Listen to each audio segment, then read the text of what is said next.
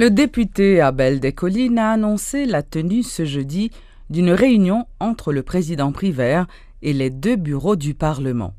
Cette rencontre sera axée sur l'avenir du chef de l'État provisoire après le 14 juin, date consacrée à la fin de son mandat de 120 jours. Le député a cependant ajouté que le Parlement n'a pas encore de position arrêtée.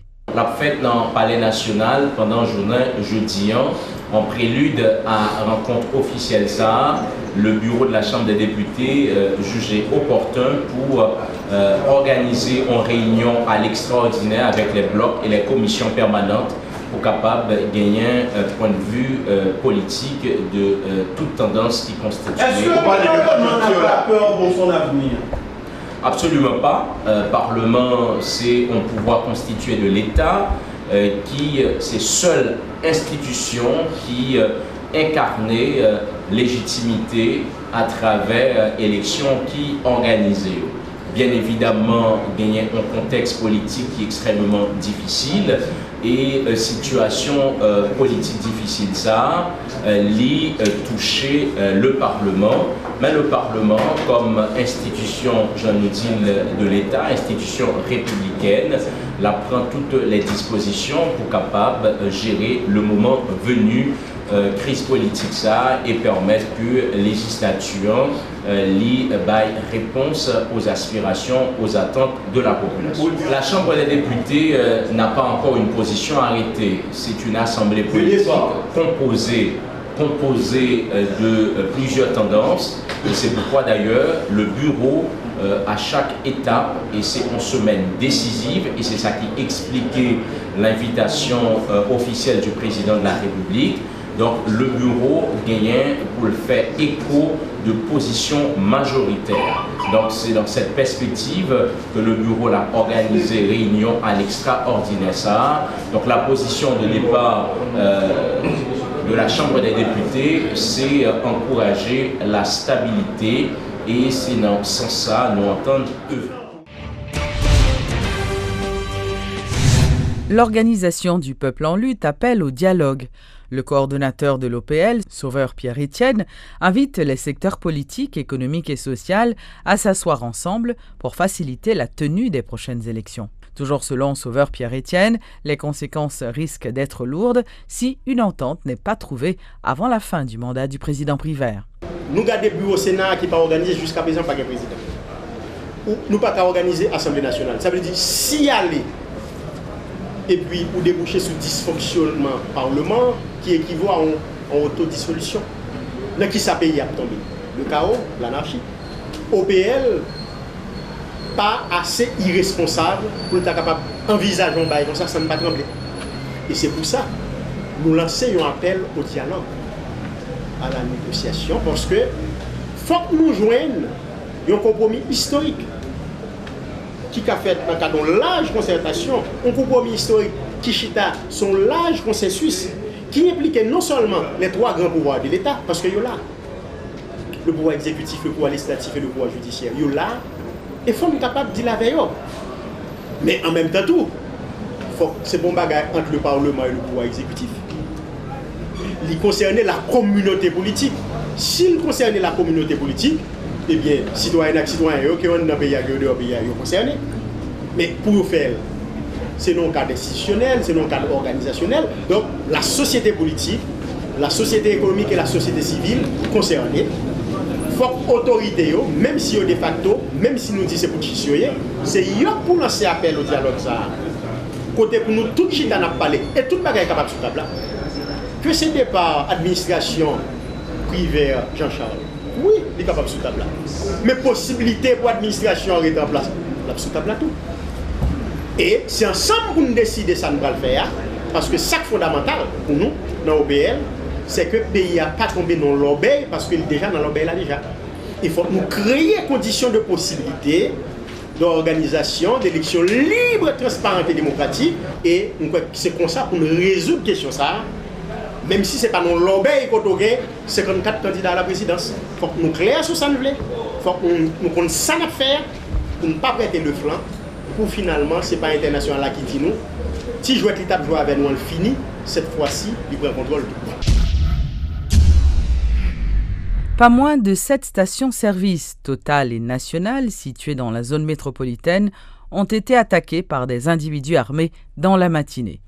Ces assauts, qui n'ont fait que des dégâts matériels, n'ont cependant pas été revendiqués.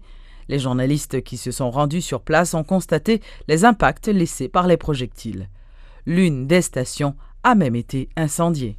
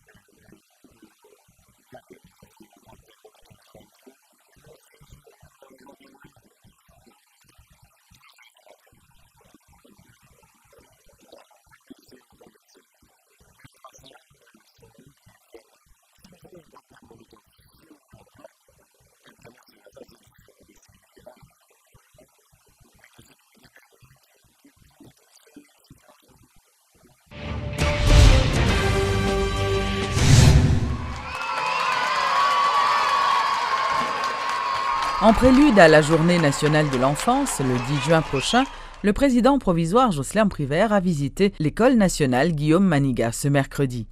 Le chef de l'État a partagé avec ses élèves le repas de midi pour marquer l'importance que revêt l'alimentation dans le rendement scolaire. Il faut dire que le président Privert a aussi plaidé en faveur de l'expansion et de la pérennisation du programme national de cantine scolaire. Que tant vaut l'école, tant vaut la nation. Donc ces enfants d'aujourd'hui sont les présidents de demain. Ces enfants d'aujourd'hui sont les premiers ministres de demain. Ces enfants d'aujourd'hui seront ce que les professeurs, ce que le directeur, la directrice se chargent de leur inculquer. Et au nom de l'État, au nom de la présidence, en mon nom personnel, Madame la directrice, je vous dis merci de vous consacrer à l'éducation de ces enfants. Mais partagez au pas de médias avec tout, merci à tout le monde qui mettait en commun force pour permettre que si moun sa yo, les opérateurs dans classe, yo pas tant coup, qui pour mettre la dit là, vente affamée n'a point d'oreille. Faut vendre bien rempli pour que ça bayoa oreilles qu'attendez. Donc c'est l'occasion pour moi de remercier le programme national de cantine scolaire avec tous les partenaires d'Haïti qui permettent à travers assistance créer un programme ça qui permet à des enfants, surtout des quartiers les plus défavorisés, surtout des enfants les plus démunis, qui sont capables d'accès au plat chaud au cours de leur journée en salle de classe. Et Sam Dakadi, programme ça, il méritait étant mis davantage dans le pays pour permettre que toutes les écoles dans le pays, qu'elles soient privées ou publiques, puissent bénéficier de ce même privilège. Parce que pour nous rappeler, les jeunes,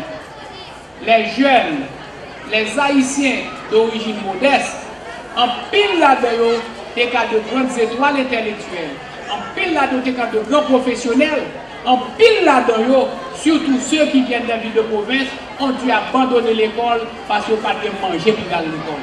Et je dis, permettre au programme, mettez sur tout programme, qui fait que tout le monde joigne manger pour aller à l'école, c'est créer plus de jeunes Haïtiens capables de prendre en main demain l'avenir de ce pays.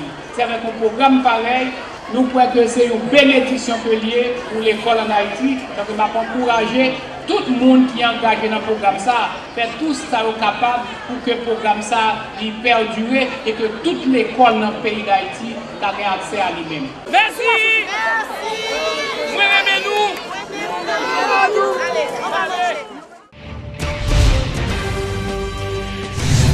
Le président du conseil d'administration de la Digicel en Haïti, Martin Bout, dément les rumeurs laissant croire que cette compagnie serait à vendre pour 12 milliards de dollars. Invité à la rubrique Le Point de Métropole ce mercredi, M. Bout a apporté des précisions concernant les accusations portées par des clients, laissant croire que leurs crédits et les unités sont volés quotidiennement. Une mauvaise perception qu'un récent rapport du Conseil national des télécommunications, Conatel, n'a fait qu'amplifier, selon Martin Bout. C'était clairement une rumeur parce que le montant qui était annoncé, c'était un montant de plus de 12 milliards de dollars américains. 12 milliards 12 milliards de dollars américains, donc c'est une fortune. C'est peut-être le prix qu'on paiera pour une partie de T-Mobile aux États-Unis ou pour acheter Vodafone en Angleterre, vous voyez. C'est pas le prix de la Digicel Haïti. Donc je l'avais dit à l'époque, si vraiment il y a quelqu'un qui veut acheter Digicel Haïti à 12 milliards, les portes sont grandes ouvertes, vous avez mon numéro, vous savez où me trouver. On est très très intéressé de vendre ça à 12 milliards. Mais c'est pas le cas. Donc je fais une blague, c'est pas le cas du tout.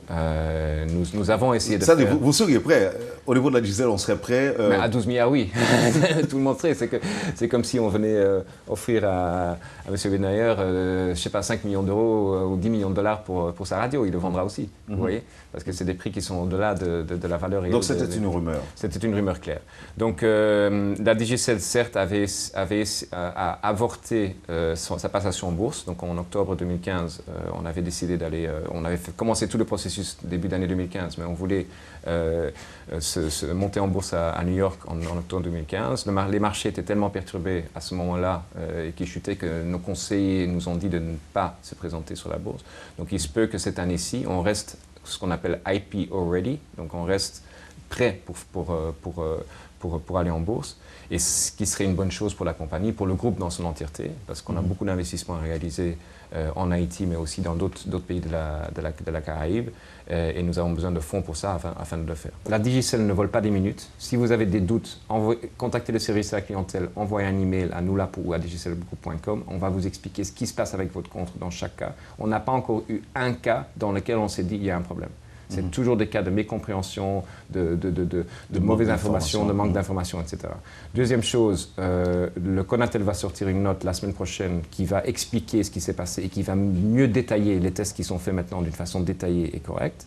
Donc ça, c'est très important. Le LTE, le Conatel a sorti une note comme quoi les opérateurs ne peuvent pas lancer le LTE sans concession. Nous sommes 100% d'accord avec eux. C'est des ressources rares qui se trouvent dans le pays. Dans chaque pays, les fréquences, c'est des ressources rares. Et il faut que nous continuions les discussions sur les concessions que nous avions déjà démarrées avec les régulateurs précédents afin de clôturer ça rapidement pour que les deux opérateurs puissent se lancer.